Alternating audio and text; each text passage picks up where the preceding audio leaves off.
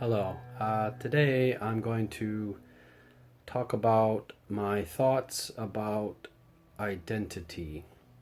Um, this is something I think many people struggle with, and it's not something easy to pinpoint, I guess. So, what is identity? Um, a lot of famous artists and musicians, they tend to have a more fluid identity.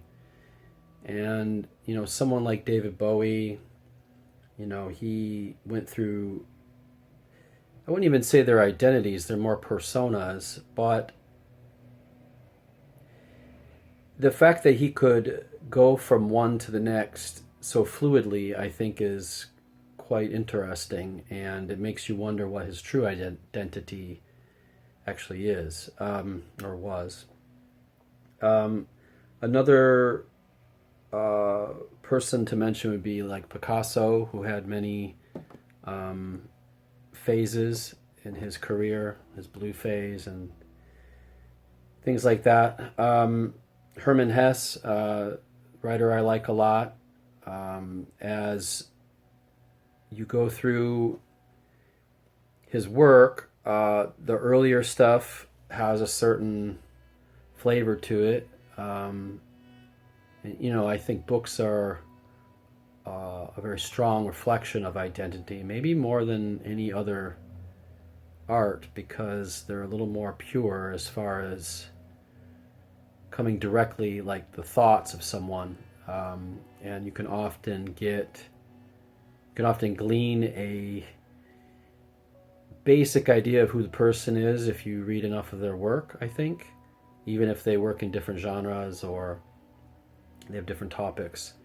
In Hesse's case, his early work, I would say, is more sort of Western magical vibe, whereas stuff like Siddhartha and then even like the Glass Bead Game, it becomes a lot more Eastern and methodical. And so by looking at all of his work, you can gain some kind of idea of his identity, but it definitely shifts over time. So I'm going to start with what psychology today says identity is, and then we'll go from there. Identity encompasses the memories, experiences, relationships, and values that create one's sense of self. This amalgamation creates a steady sense of who one is over time, even as new facets are developed and incorporated into one's identity. Okay, there's a lot there to unpack, but I think that's a pretty good definition. I guess let's start with the memories. We have a lot of memories in childhood that define or form who we become in adulthood. And I, like other people, also, have my own. But, some of them can be quite profound. If someone has some kind of child trauma or abuse or something like that, that can definitely determine who they are later in life. But there's so many factors, even things outside of human control. I remember once when I was a kid, I fell through the ice on a lake, and that experience, I think, I had many other experiences in my childhood, but that experience was definitely something that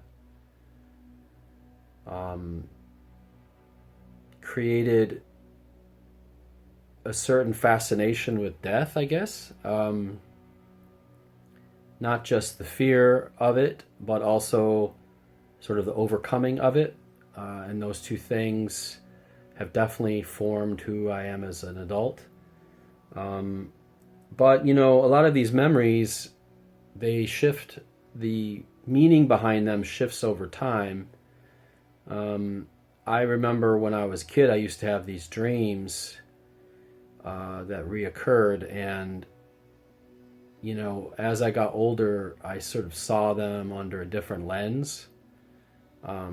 Maybe as I learned more about psychology and things, I dismantled them more and looked at the symbolism and stuff. So I think that that's something we're doing with our life in general, is sort of reframing everything that we experience. So, that brings me to experience. And, we have lots of pivotal moments, and then we have lots of mundane moments. But, I think there are certain moments that really define who we are. And even they can change who we are. I think sort of these rites of passage or traumatic experiences, failures maybe, tend to really teach us a lot about what we're capable of and who we are. And, we often make mistakes, and we have to learn from those mistakes. But,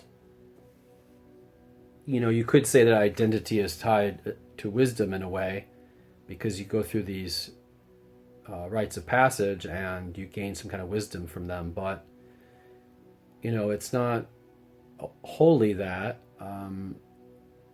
In my experience, even things I read and getting into other people's heads, especially writers or my friends, can have a big impact, and it can move you into different directions that you're not expecting, which in turn can alter your identity to a degree. There's probably always a fundamental part of you that's the same, but I think it definitely changes over time, and these relationships have a big part of it. Love is probably the biggest changer of identity. Sometimes love can inspire us to become part of almost a dual identity with someone, which can take us a little bit away from our own identity. But at the same time, if or when love dies, it can also shatter us to the point where that can change who we are. So, all these things, positive and negative, really shape us. It's almost like a metalsmith being sort of hammered away at. You start with sort of a raw piece of metal, and over time it can be turned into a bowl or some other object. So these little things can change us. Relationships with our family can change us. Even platonic friendships. In fact, maybe platonic friendships in some ways the most, because a lot of those tend to outlive our love relationships, and they're a different dynamic than our familial relationships, so they can often have a larger influence on us. I know I have a handful of friends that I've had for going on 30 years, some of them, and often I think, what would they do in a certain situation? Or I respect the work that they create, whether it's artwork or some craft that they do, and it can be inspiring. And once you mix all these things together, it pushes you into a different place. Values are also very important. When I was younger, I guess I maybe leaned more liberal. In some ways, there were other parts of me that were very traditional, and when I read things, I always sort of prefer literature from more classic literature than to contemporary literature. So there is sort of a classic side to me. But then there's another side. I'm very interested in like anarchist thought.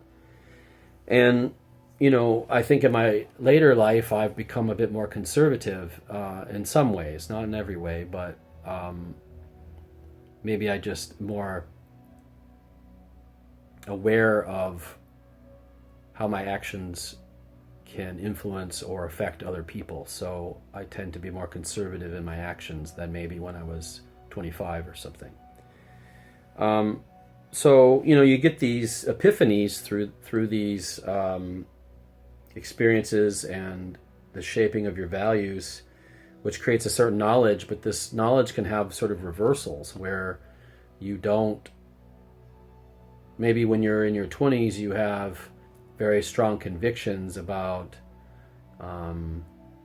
maybe sexuality or something that has to do with politics. But then as you experience more and you get older, your identity shifts and you identify more with the opposite side of the fence, maybe. Which brings me to point of view. Any change in any of these things can change your point of view. And this can make a profound change in your identity. I think my point of view now is much more internal than it was when I was younger. Maybe I was looking more for validation, or maybe your ego is stronger when you're younger. So as you temper your ego with age, I think you tend to change your point of view on a lot of things. Now maybe there's something to be said about youthful exuberance and recklessness. And so maybe that, like a lot of musicians create their best work in their early 20s, maybe. Like their debut albums or whatever have a lot of energy. But maybe as they grow older, other musicians or writers or artists become more impactful because of their wisdom or the depth of their work, let's say. So I'm just going to say this. I get, maybe identity is something in some ways it's not real, even though we tend to grab onto it so much and say, this is me. It's fluid, and maybe it's something to be worn like a shirt or clothes of some kind, and maybe you can change it. And maybe there are different seasons for different identities. So I'm going to leave you with a question. Based upon everything that I've said so far, it would seem that identity is mutable. If it is mutable, who are we really? And that's maybe a question I think about every day. So I'll leave you with that. Have a good day. Take care.